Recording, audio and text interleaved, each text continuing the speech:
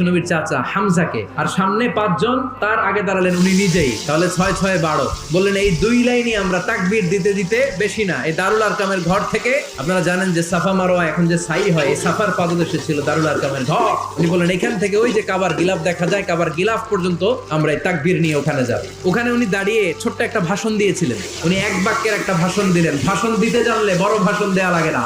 কে আছো এই মক্কায়? কে আছো মায়ের বুক খালি করতে চাও? কে আছো বাচ্চাগুলারে, নিজের সন্তানগুলোরে ইয়াতীম বানাতে চাও? বুকের পাটা থাকলে আমি ওমর রে থামাও।